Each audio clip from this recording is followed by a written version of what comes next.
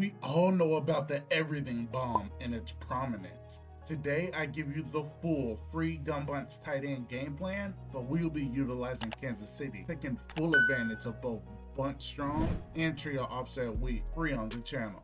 For play number one, we begin with curl flat corner. Let's streak our number one, delay fade the tight end, and wheel the running back. As the ball is snapped, this concept is known as the high-low wolf, with the delay and wheel route creating vertical separation backside. For the second setup, let's cross both our tight end and our number three wide receiver. Out route the point wide receiver, streak number one, and ghost route the running back. The crosser fries an assortment of coverages with checkdowns to both the ghost and the out route to produce either a high-low follow or a high-low knife concept by placing our number one wide receiver on either a slant or an in route. Streak your number three wide receiver, curl the tight end, and wheel the running back. Make sure to smart route your corner.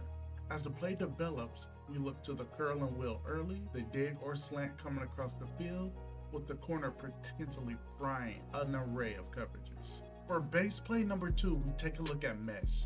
For the first setup, let's cross our number three wide receiver, streak the tight end, and in route the halfback. We recreate the mesh underneath with a high-low Z-over concept coming from left to right, with our number one wide receiver making us money on the outside. Setup number two is eerily similar.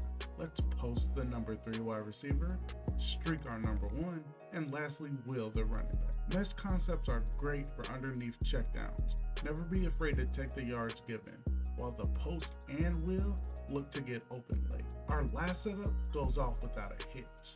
Let's curl our number one wide receiver, hitch the point wide receiver, corner the tight end, and then out route the running back. We have a great high-low curl concept on our left with either the halfback underneath or the corner if you have outside leverage to lead this corner outside. The third play in the breakdown is X spot. For setup number one, let's flat route our number one, slant the number three wide receiver, post our tight end, and out route the running back. As the ball is hiked, a quick glance at both flats is key. The slant post developing over the middle with the staple corner route routinely frying the opposition. For setup number two, let's streak our number one, corner route the tight end, and out route the halfback. Observe the flats quickly and progressive needed. Look for the corners to cook, with the streak simply acting as a pull route. For setup number three, we revisit Henry's matchup in the ultimate kickoff tourney. We out route our number one, smart route the point, streak the number three wide receiver, and wheel the halfback.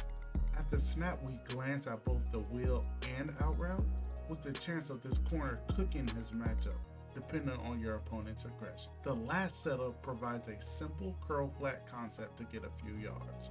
First, hitch our number one wide receiver, flat route the tight end, wheel the running back, and motion over our pseudo post route.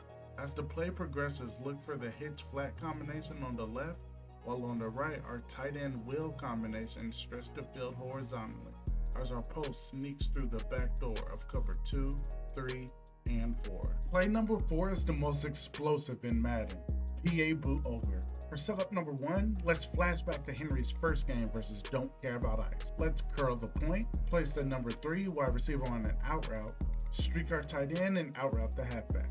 As the play develops, we read low to high, peeking out both out routes. The curl sitting at 12 yards, with the crosser taking the top off the defense.